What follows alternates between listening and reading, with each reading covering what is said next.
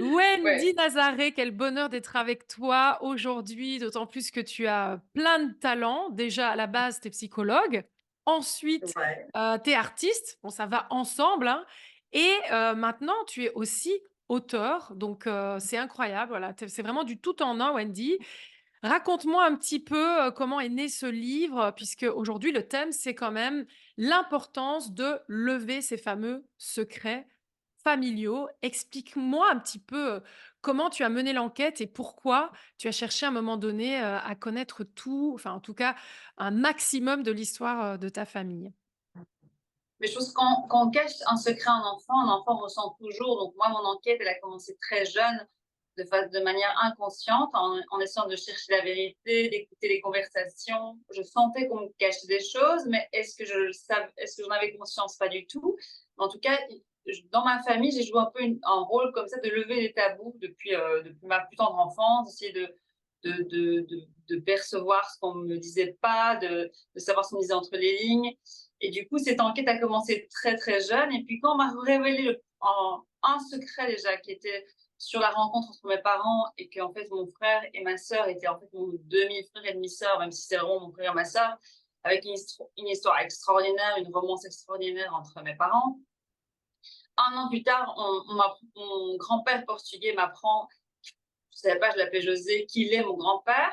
Et c'est vrai que 6 mois après, comme tu disais, tout est lié, l'artiste et le fait de lever les secrets, d'écrire, sans doute la psychologie. 6 mois après, j'écris mes premières chansons comme un besoin, une nécessité d'exprimer des choses au travers de l'art. Je n'ai pas du tout conscience à ce moment-là que c'est une forme, une espèce de thérapie pour moi. Je le comprendrai bien plus tard, après mes études de psychologie.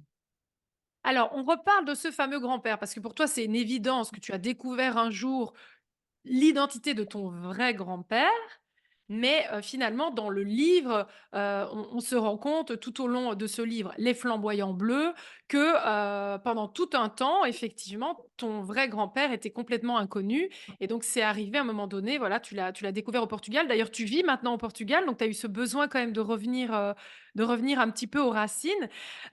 Alors, qu'est-ce que ça t'a fait en fait de découvrir que pendant plusieurs années de ta vie, on t'avait raconté une histoire qui n'était pas vraiment, la réalité. Quel a été cet avant-après? Qu'est-ce que ça a changé pour toi, mis à part cette thérapie par l'art? Et quand j'étais petite, je comprenais qu'on me cachait des choses et je pensais que c'était à cause de moi parce que j'étais trop petite. Et puis, quand j'ai appris les secrets, j'ai compris qu'en fait, le fait de me cacher des choses à moi était une façon de protéger d'autres personnes. Et un secret, souvent, protège des gens, ou veut mettre un tabou. On ne veut pas faire du mal à celui à qui on cache les choses. Souvent, on veut se protéger soi-même ou d'autres personnes. Donc, le premier secret, on voulait protéger surtout mon frère et ma sœur d'un vécu hyper douloureux et traumatique que j'ai tout de suite compris parce que depuis toute petite, je sentais bizarrement une volonté de protection même de mon grand frère, ma grande sœur inconsciemment, parce qu'ils ont une histoire un peu douloureuse. Et puis le deuxième secret, c'était formidable parce que j'adorais cet homme portugais que je l'appelais José, j'allais en vacances au Portugal, on avait un lien déjà spécial que je ressentais. À 6 ans, je lui demande quand même, il vient me border dans mon lit en Belgique, et je lui demande quand même, t'es sûr qu'on n'est pas de la même famille, donc je sens des choses. Alors quand non seulement il me dévoile, il me dit qu'il est mon grand-père, donc je trouve ça formidable, mais en plus il me raconte une histoire d'amour assez spéciale entre lui et ma grand-mère belge. Lui, que je voyais comme un coureur de jupons, un homme affirmé qui aime les femmes et qui a une vie comme ça, puis on me présente un peu une histoire un peu comme ça, c'est un homme comme ça, voilà, c'est l'histoire. Ah bah, OK, c'est l'histoire. Mais en grandissant, en parlant avec ma grand-mère, en devenant un peu plus adulte et avec lui, je comprends qu'en fait, derrière cette histoire, il y a quand même une fameuse romance et qu'il y a d'autres choses à aller chercher, que finalement mes parents ne sont pas, ou mon père en fait, n'a pas forcément voulu aller chercher. Lui-même, il faut savoir que pour mon père, c'était aussi un secret qu'il a découvert à 28 ans. Donc lui, à 28 ans, il est parti à la recherche de son père. Il est parti au Portugal pour découvrir qui était ce père, finalement, parce qu'il pensait que son père était belge et en fait, son père n'était pas du tout. Son père était bien son père de façon, c'est celui qui l'a éduqué, etc., qui lui a donné son nom de famille, mais il avait un autre père biologique et puis il est parti à cette recherche, à cette quête d'identité. Bah, Dans cette quête parlons-en. d'identité. Ouais, mais parlons-en de cette quête d'identité parce que j'ai quand même l'impression qu'il y a eu un avant-après dans ta vie. Le fait justement que tu découvres que ton vrai grand-père était portugais, c'est comme si ça avait ajouté des racines à ton arbre. D'ailleurs, tu peux peut-être montrer le livre. L'arbre fait vraiment partie de voilà de tout ton univers artistique et c'est vrai que c'est magnifique. D'ailleurs, pourquoi les flamboyants bleus? Tu peux peut-être nous l'expliquer. Mais j'ai vraiment l'impression que ce côté sans portugais a vraiment joué dans ta vie ensuite d'artiste aussi. Mais d'abord, ce grand-père portugais, il a cherché son fils toute sa vie. Il voulait, il savait que son fils ou sa fille, il savait qu'un enfant, en tout cas, existait. Il projetait de se marier avec ma grand-mère. C'est une histoire d'amour qui était empêchée. Donc, lui, quand il retrouve ce fils, et puis finalement, moi, j'arrive, je nais, je, je suis le fruit d'un amour idéalisé, jamais concrétisé au quotidien. Et puis, même s'il a eu deux autres enfants après, il a eu toujours un espèce de regret de ne pas pouvoir donner non seulement enfin, une éducation, de l'amour à ce premier enfant et surtout une identité portugaise. Donc avec moi, il va corriger le passé. Donc c'est vrai il va m'insuffler une identité portugaise et depuis ma naissance, sans que je me rende compte, au travers de voyages qu'on va faire, au travers de tout de m'inciter à parler le portugais. Le portugais a une identité très forte et de par toute cette histoire, il a voulu corriger le passé simplement avec moi et ça a marché. Mais je me sens vraiment, j'ai beaucoup de racines algériennes, anglaises, belges, mais je me sens beaucoup plus proche de cette identité portugaise. Alors donc ta grand-mère, femme extraordinaire, tu en parles beaucoup dans le livre, évidemment que là l'idée c'est que les lecteurs se fassent voilà, leur propre analyse de ton histoire, de celle de ta grand-mère, de celle de ton papa qui est aussi extraordinaire. On y reviendra après parce qu'il a quand même il a quand même, réussi, à faire en sorte que ta maman récupère aussi ses enfants dans un autre pays. Enfin ça c'est aussi une très belle histoire. En fait, ton papa a vécu une superbe histoire, sauf que lui a concrétisé son histoire alors que ta grand-mère est finalement restée toute sa vie avec un homme, en n'ayant jamais vécu cette histoire d'amour-là. Qu'est-ce que ça Ouais. t'a apporté, toi, dans ton histoire voilà, de vivre avec ça, en sachant que, bah, on a une grand-mère qui finalement, a été amoureuse d'un homme, qui est notre grand-père, mais, bah, elle est restée loyale, au mari qu'elle a eu toute sa vie. Comment tu as traduit ça, toi, dans ta vie? Mais de façon moi, j'ai toujours levé les tabous de façon naturelle. J'aime pas, du coup, j'aime pas les secrets, j'aime pas mentir, j'aime bien vraiment parler des choses. Je pensais avoir fait des études de psychologie par hasard, mais évidemment, ça n'a pas arrivé par hasard, vu que dans ma famille, j'avais déjà cette fonction de parler. Donc, avec ma grand-mère, j'ai levé des tabous déjà avec elle. C'était d'abord une histoire qui était honteuse, parce que c'était une histoire d'abord d'un adultère, mais dans un contexte très particulier de violence domestique. Une violence domestique qui a été tue parce qu'en fait, cet homme a changé. Il y a eu un accord entre eux. Et donc, ça a mis une espèce d'un nouveau tabou sur tout ça. Et elle-même, victime de violences domestiques, elle ne se positionnait pas en tant que victime. Elle avait une force de rigoler de tout et d'avoir cet espoir un jour de retrouver son amour dans son jardin secret.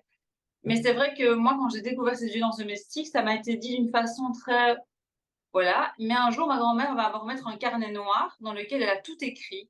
Et donc, moi, quand je me mets à écrire ce bouquin, par pudeur, je vais essayer de respecter vraiment, je vais pas c'est pas un roman, je voulais garder l'authenticité de ce qui m'avait été raconté et je voulais pas aller au-delà de ce qui m'avait été raconté. Donc, j'ai décidé de raconter cette violence domestique au travers des carnets noirs.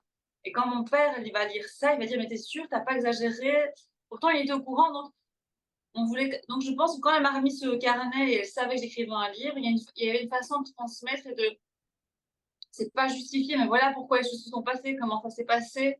Donc on m'a mis dans une fonction de ma famille, l'air de rien. Je ne m'y suis pas mise toute seule.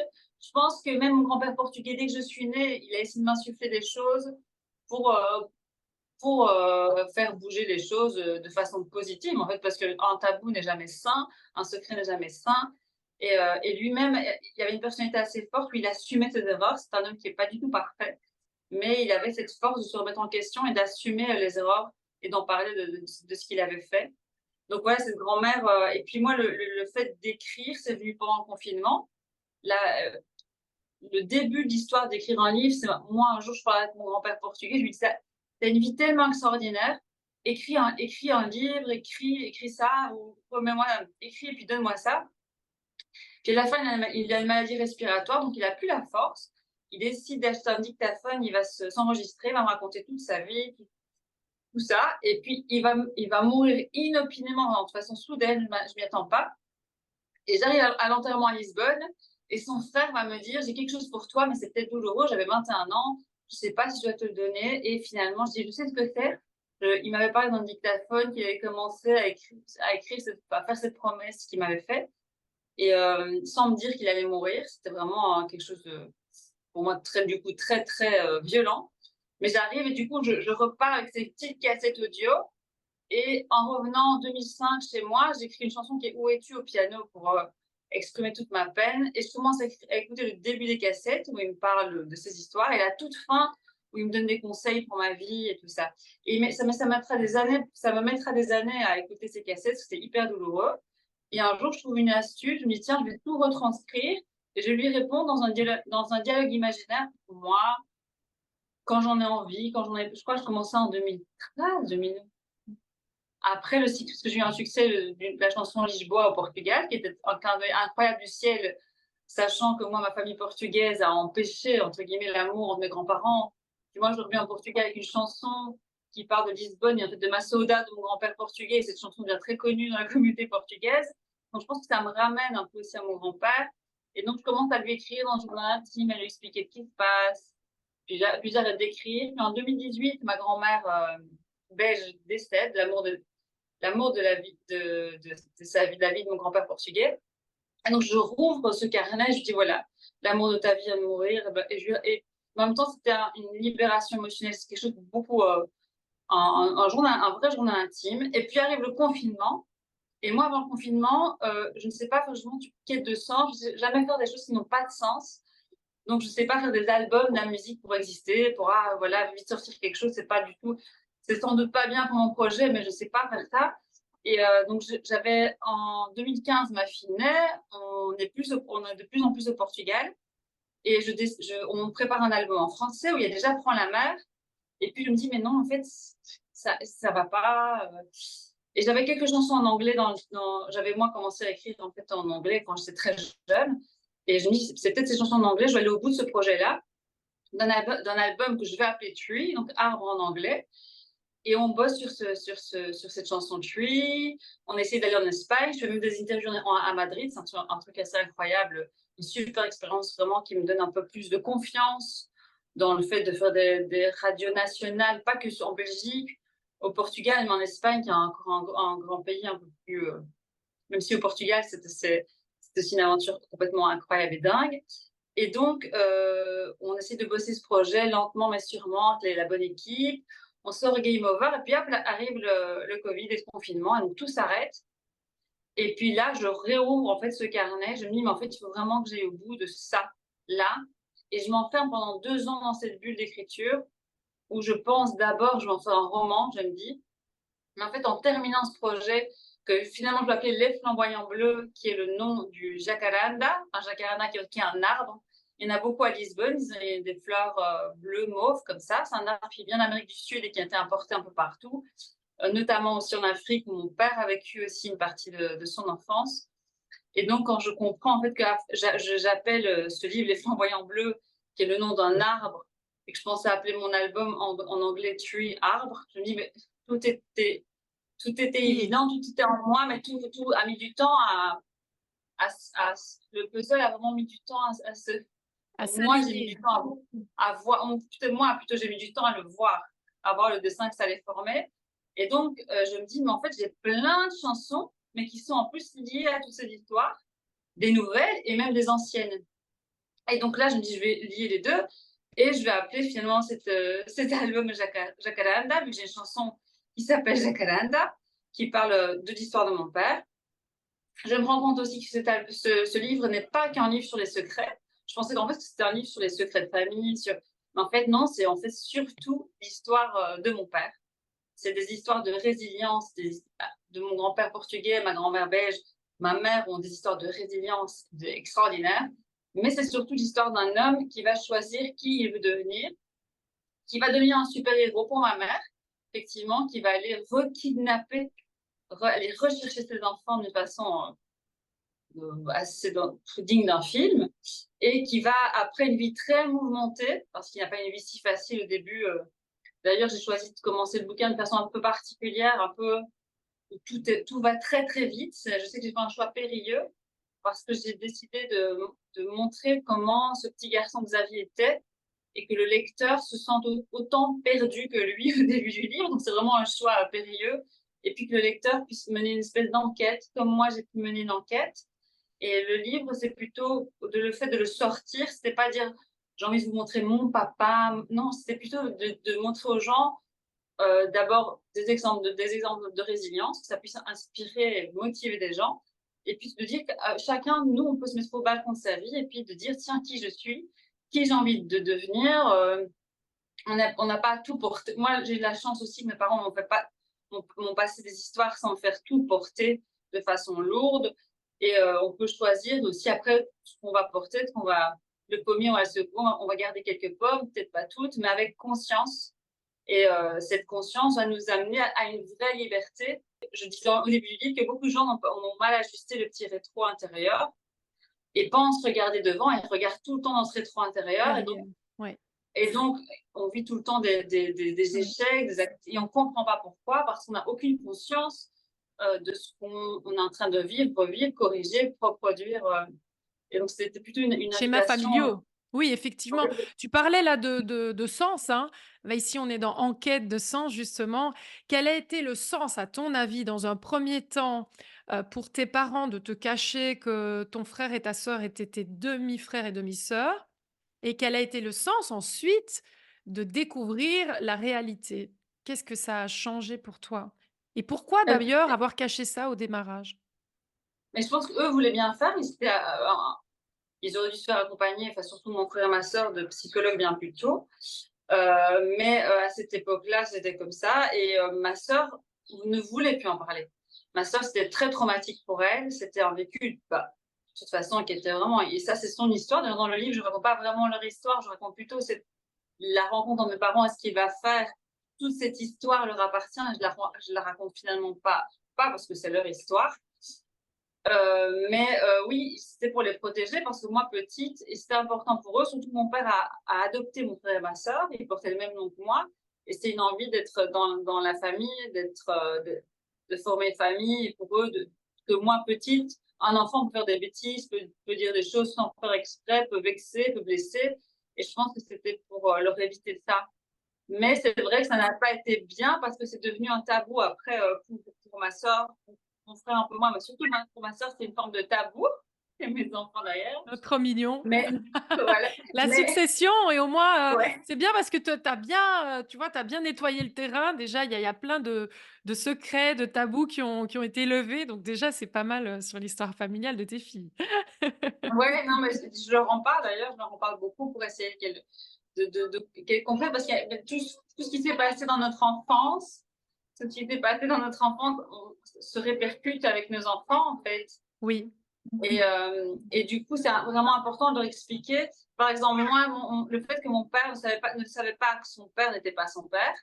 Et cet homme avait besoin vraiment, il sentait qu'il devait être aimé à faire des choses, être bon. Ok, je dois être vite, j'étais pas bon à l'école, j'ai eu des problèmes, là, je vais être bon à l'école pour faire plaisir à cet homme, parce qu'en fait, je sens que je dois faire plaisir à cet homme d'une façon, je ne sais pas pourquoi, mais particulière. il faut Oui, vraiment que je fasse, mes preuves. Oui, c'est ça. Je oui, et je du me coup, fasse donc, aimer alors que ouais, c'était ouais, particulier. et du coup, donc est-ce que j'ai le droit d'exister?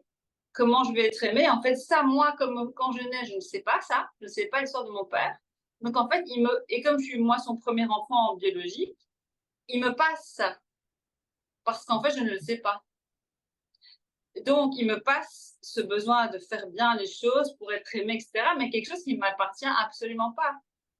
Donc, moi, quand on me révèle ce secret-là aussi, même si on ne me dit pas tout, je comprends des choses et je comprends que cet homme portugais qui nous aime en fait, point. Il n'est pas parfait, mais il nous aime sans. Cet autre homme, il nous a aimés aussi, mais d'une autre façon, avec ses blessures. Après que j'ai compris aussi, c'est un homme avec qui ça a passé vachement douloureux.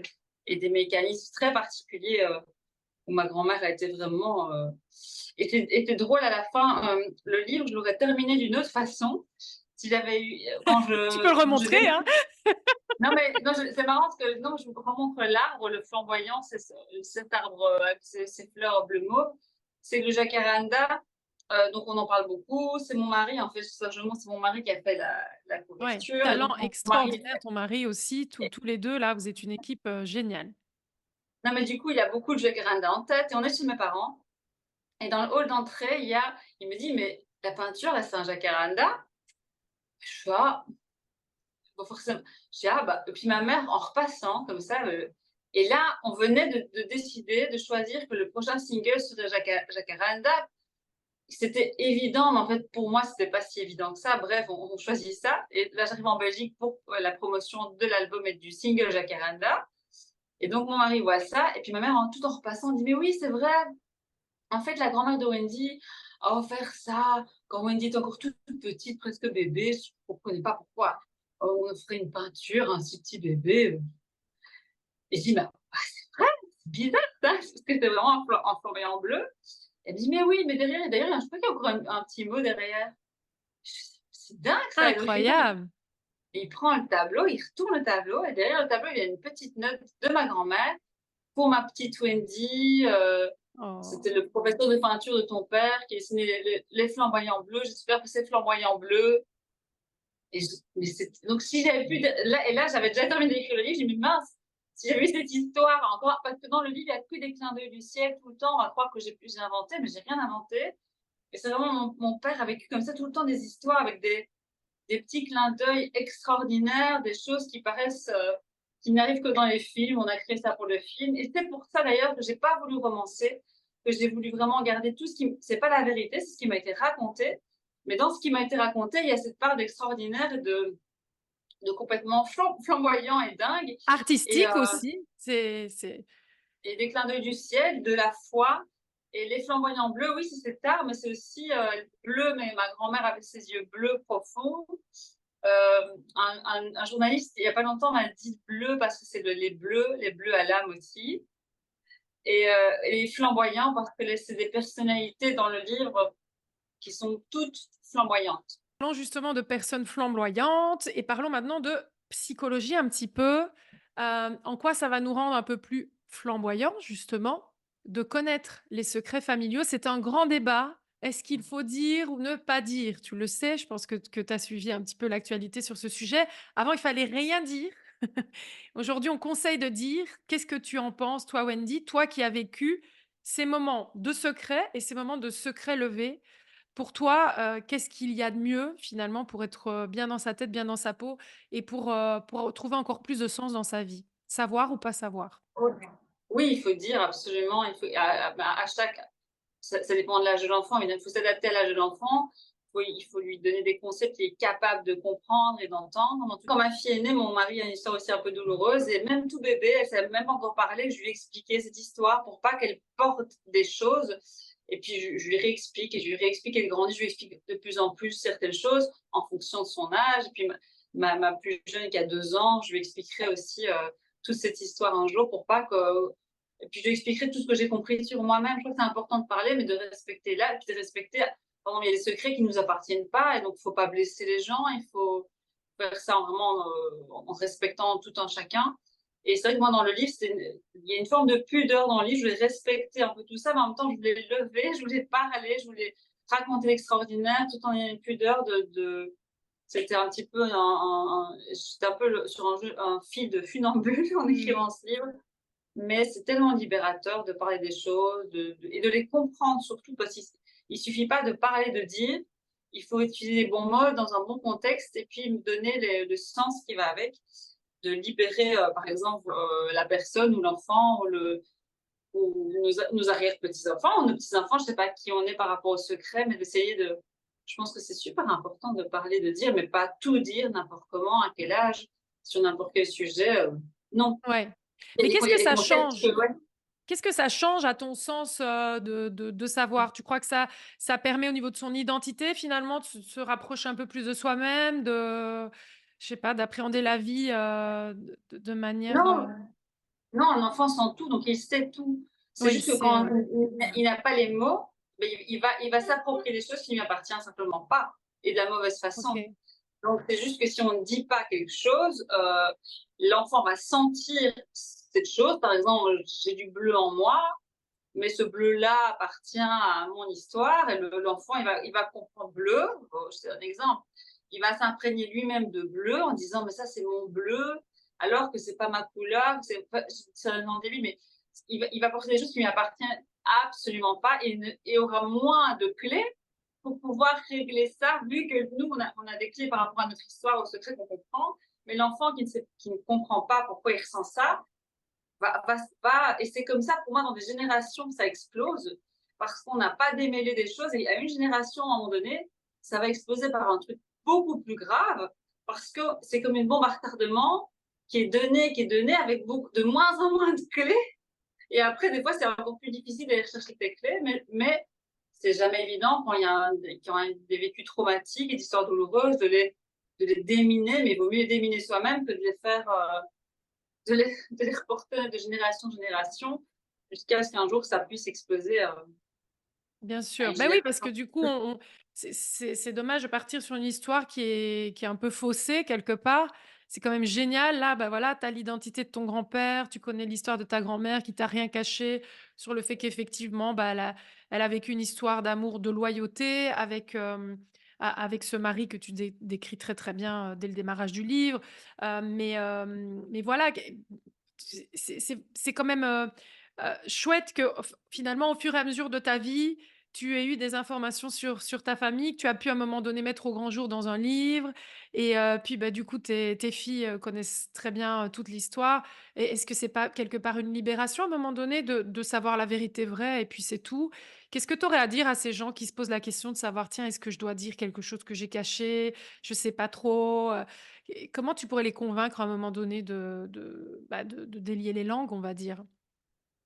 D'abord de faire un travail sur soi-même, d'être, OK avec ce secret, d'être OK avec, cette histoire, de pouvoir comprendre pourquoi on l'a caché et puis une fois qu'on a compris pour soi-même qu'on est bien avec ça, de se faire accompagner par des fois des professionnels, on en a besoin et les psychologues sont là pour ça. Il y a un cadre, pourquoi pas aller chercher un psychologue et un cadre pour lever un secret, pour, essayer vraiment de contenir tout ça d'une belle façon.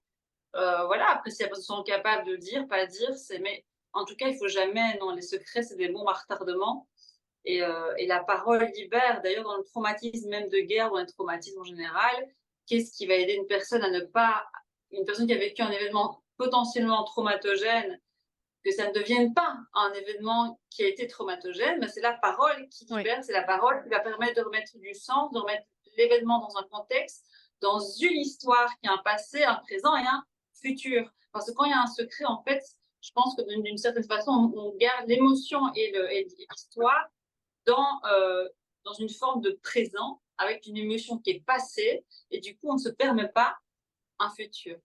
on peut pas vivre en tout cas le futur de manière, apaisée comme on le devrait et donc du coup, c'est important, de Non, parce que les émotions qui ne sont pas sorties par la parole sont cristallisées en ouais, nous, ouais, et du coup, on les cristallise dans le présent. Donc, les émotions, même si sous cette histoire taboue, elles sont cristallisées en nous, et du coup, on les vit au quotidien, dans le présent, sans pouvoir les ressortir, et il y a plein de conséquences à tout ça, même parfois psychosomatiques, ou même oui, je veux dire, d'autres choses qui peuvent arriver.